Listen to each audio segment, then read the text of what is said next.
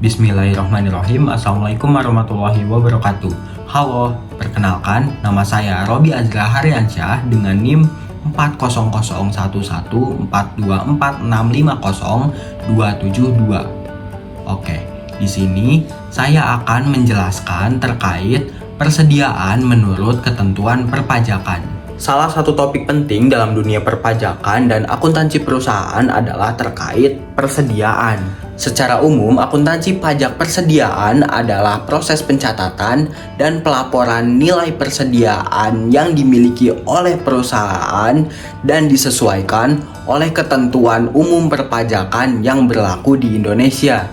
Nah, persediaan sendiri itu tuh meliputi barang yang akan dijual kembali oleh perusahaan atau barang yang akan dipakai untuk kegiatan produksi oleh perusahaan. Dalam konteks perpajakan, penilaian dan metode penghitungan persediaan harus sesuai dengan aturan yang ditetapkan oleh Direktorat Jenderal Pajak agar laba kena pajak yang dihitung itu sesuai. Selanjutnya, terdapat tujuan dari akuntansi pajak persediaan. Yang pertama, menentukan harga pokok penjualan secara akurat untuk menghitung laba atau rugi kena pajak. Yang kedua, menyesuaikan laporan keuangan komersial dan fiskal. Yang ketiga, mencegah kesalahan dalam perhitungan pajak, khususnya PPh dan PPN. Yang keempat, memastikan kepatuhan terhadap peraturan perpajakan. Dan yang kelima, mendukung keputusan bisnis.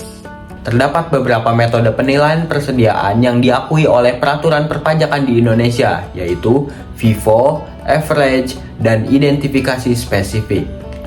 Tapi gimana sih cara ngitungnya? Kita ke kasus. Nah, di sini PT Obi Ajadong memiliki data berikut selama tahun 2026. Yang pertama, persediaan awal sebesar 50 juta, pembelian selama tahun berjalan 200 juta, persediaan akhir berdasarkan metode FIFO 70 juta, dan yang ditanyakan, hitunglah harga pokok penjualan dan laba kotor jika penjualan bersih sebesar 300 juta. Nah, langkah awal yang kita perlu lakukan adalah mencari HPP-nya.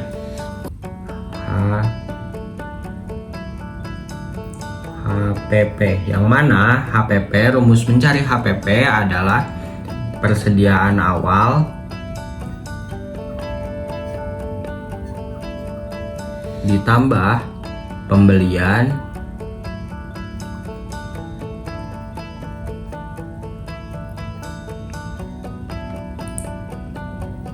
dikurangi persediaan akhir. Nah, tinggal kita masukin persediaan awalnya berapa. Persediaan awalnya 50 juta.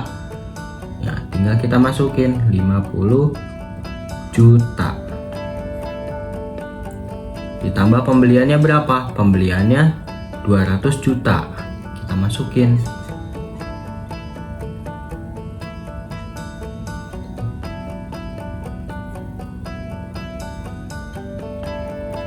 Dan dikurangi persediaan akhirnya berapa? Persediaan akhirnya 70 juta. Kita masukin lagi. Jadi HPP-nya 50 juta ditambah 200 juta dikurangi 70 juta sama dengan berapa? Sama dengan 180 juta. Nah, sekarang kita tinggal cari laba kotornya. Oke. Laba kotor. Nah, untuk cara cari laba kotornya itu adalah penjualan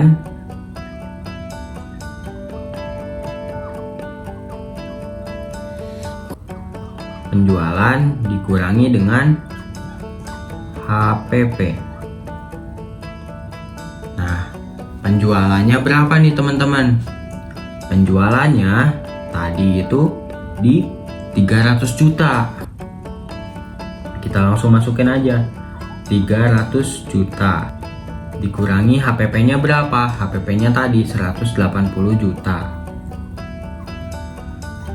Jadi hasilnya 120 juta.